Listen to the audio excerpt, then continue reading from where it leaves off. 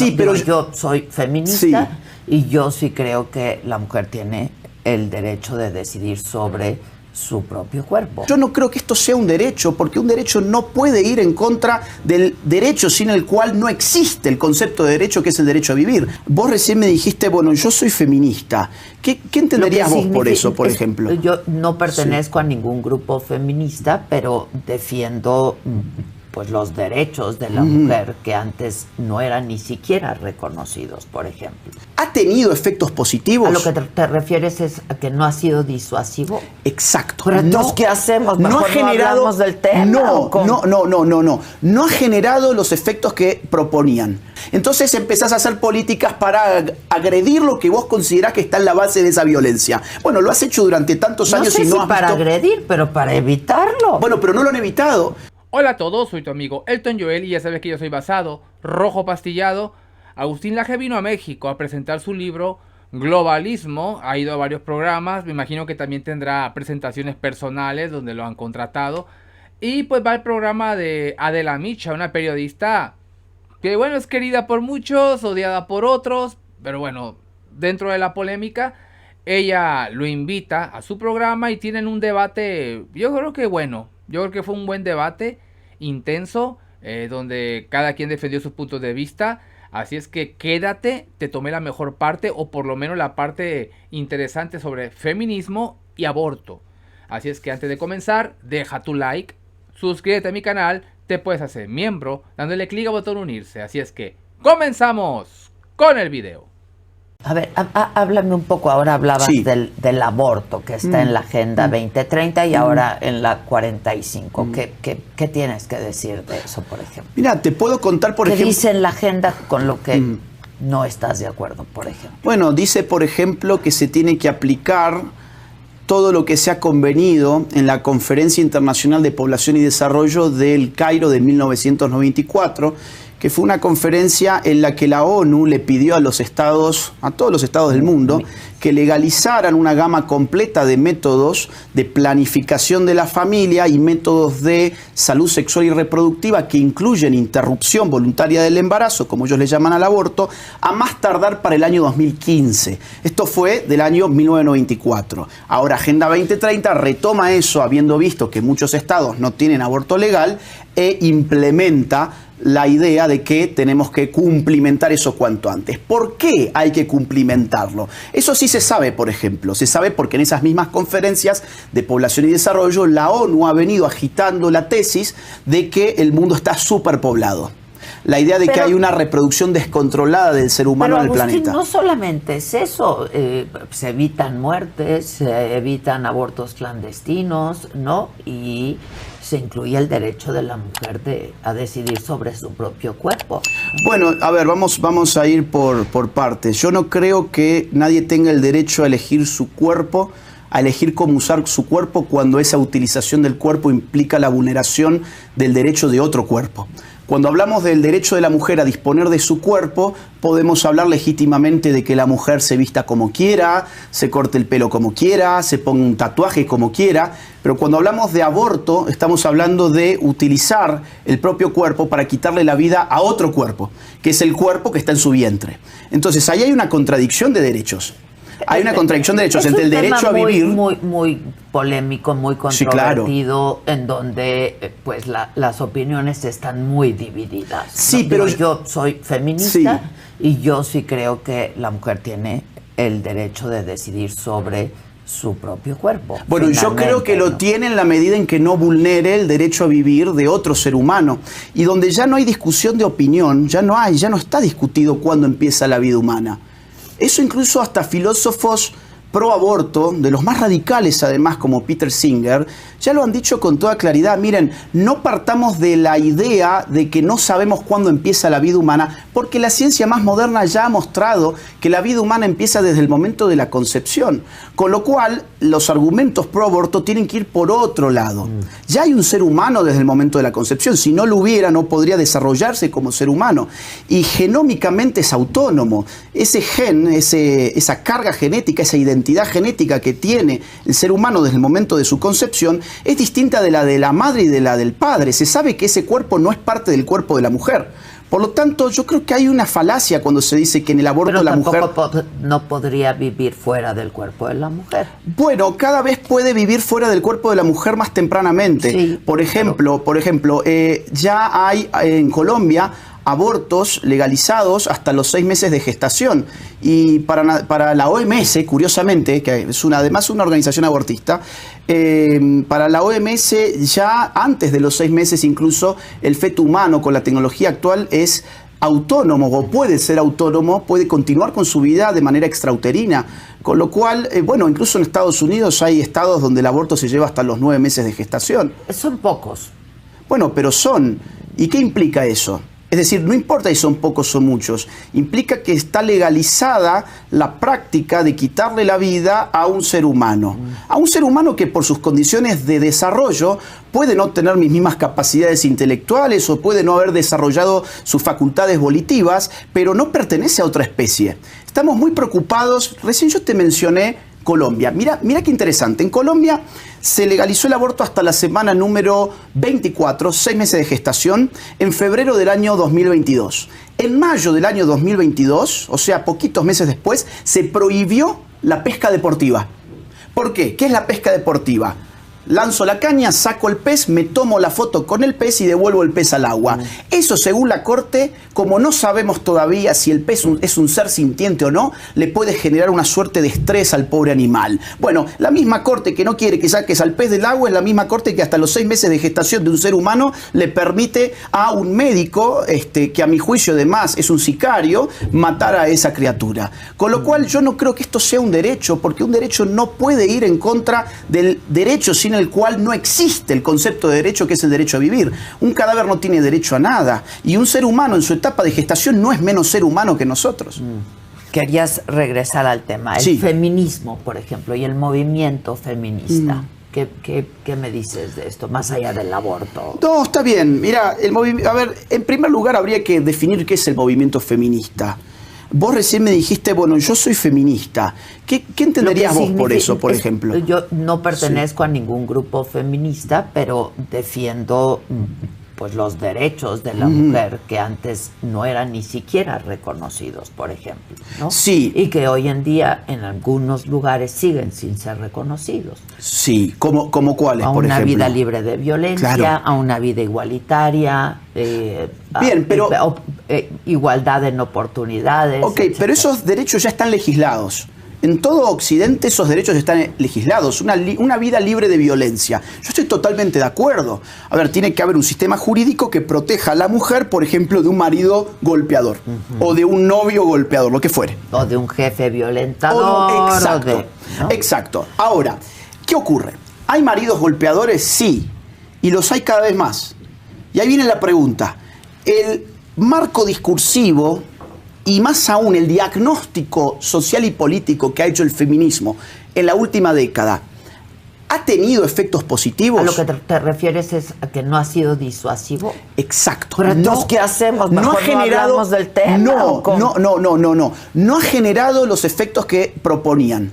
Por ejemplo, en este país, nunca ha habido tanto feminismo como en los últimos años, y al mismo tiempo los feminicidios se han disparado durante el sexenio anterior, por ejemplo. Incluso si comparamos la era AMLO con la era de 2000 a 2006, por decir algo, los números son muy distintos. Incluso en Argentina.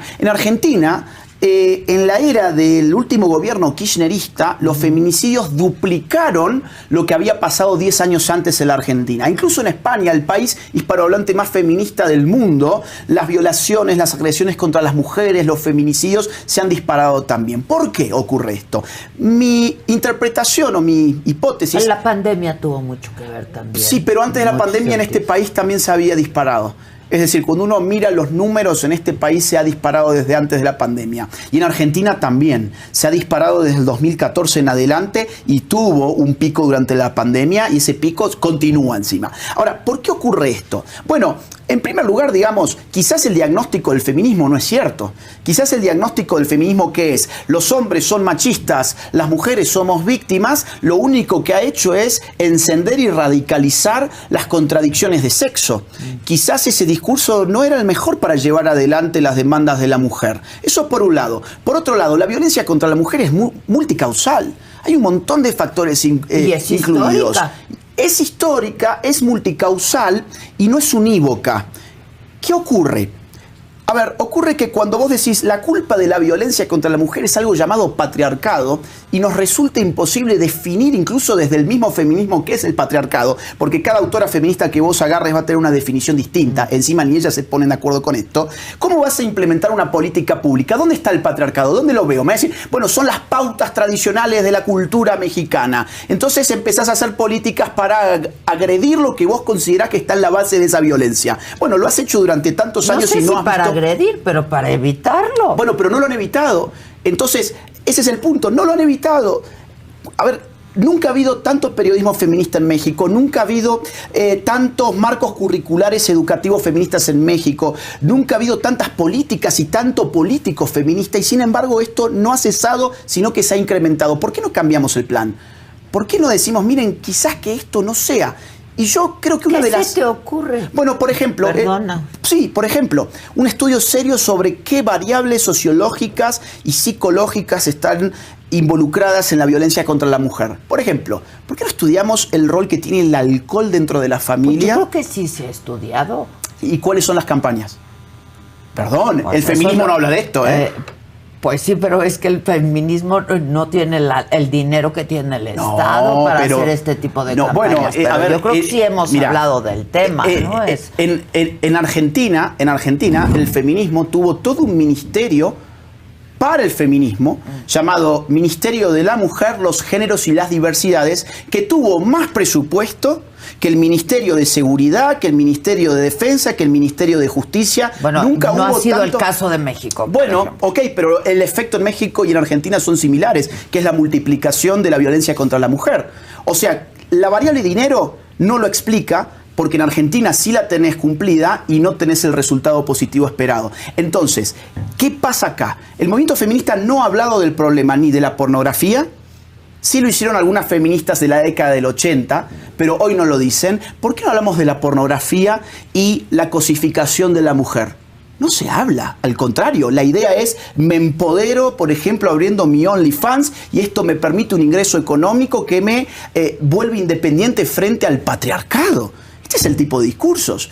¿Por qué no estudiamos qué impacto tiene en la cosificación de la mujer la pornografía? No Te pongo es otro el ejemplo. discurso, Agustín, es la prerrogativa de cada quien. Si una mujer quiere abrir su OnlyFans, pues que lo abra. Muy bien, de acuerdo, yo no lo prohibiría. ¿O qué queremos? ¿Un Estado paternalista no, que todo de lo ninguna prohíba? forma, de ninguna forma, pero sí que estudiemos cuáles son los factores involucrados en la violencia. El alcohol, puedo decirte lo mismo, Sí. que cada uno, si se quiere emborrachar, que se emborrache. Ahora, ocurre que el alcohol tiene efectos sobre el hombre que en determinados tipos de personalidad pueden desencadenar el uso de la violencia, ¿Pero qué incluso hacemos, contra su propia prohibir familia. el consumo de alcohol? No, pero se puede disuadir, se pueden hacer campañas de concientización, se pueden hacer seguimientos. A ver, ¿es esta alternativa o es la alternativa de seguir creyendo que hay un fantasma llamado el patriarcado, que todavía nadie lo ha definido de manera unívoca y que necesitamos al feminismo haciendo marchas los 8M? Que eso es lo que ha pasado en este país. Cada vez han habido más marchas, incluso marchas muy violentas, incluso marchas donde atacan la propiedad pública, la propiedad privada, donde si algún hombre... Son ciertos grupos. Bueno, pero Agustín, son... que no sabemos si pertenezcan al movimiento feminista, tampoco necesariamente. Bueno, a ver, yo lo he visto en muchos estados mexicanos, no lo he visto solo en Ciudad de México, lo he visto en muchos estados. Yo conozco mucho México, vengo mucho a México, incluso he venido un 8M y lo he visto en muchos estados. Yo te diría, el movimiento feminista ha fracasado, su paradigma no ha generado buenos resultados y además han generado otro resultado adicional que es el de diluir el concepto de la mujer.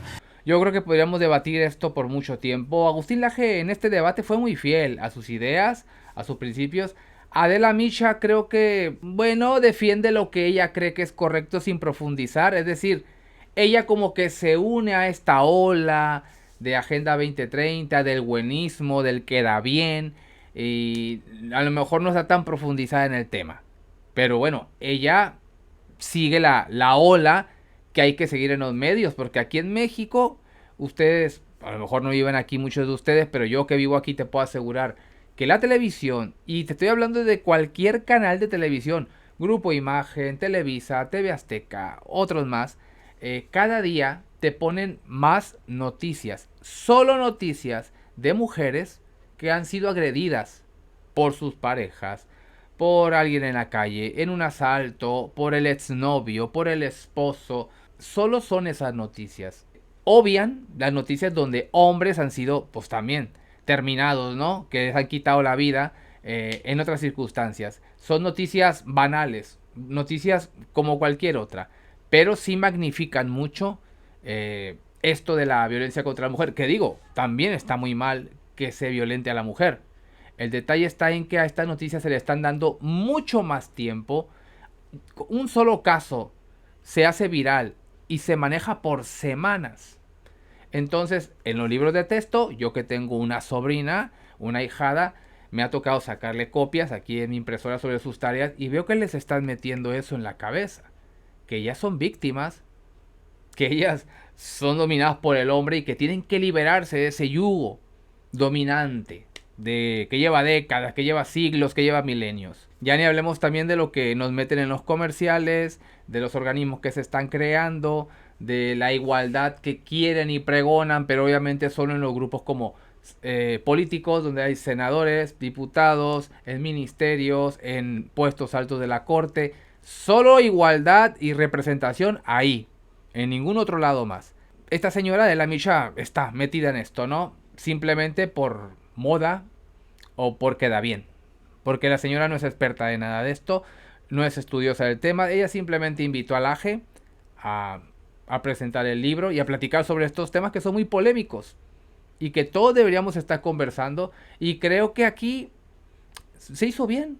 Yo creo que nadie se insultó, no se interrumpieron mucho, creo que debatieron con respeto. Pero bueno, obviamente yo concuerdo con las ideas del AGE, es más que obvio, pero yo quiero saber tu opinión. ¿Qué piensas tú? Pues dejar en la caja de comentarios que me gustaría leerte, pero recuerda dejar tu like, suscribirte a mi canal, te puedes hacer miembro dándole clic al botón unirse. Yo soy tu amigo Elton Joel, saludos desde México y ya sabes que yo soy... Pasado, rojo pastillado.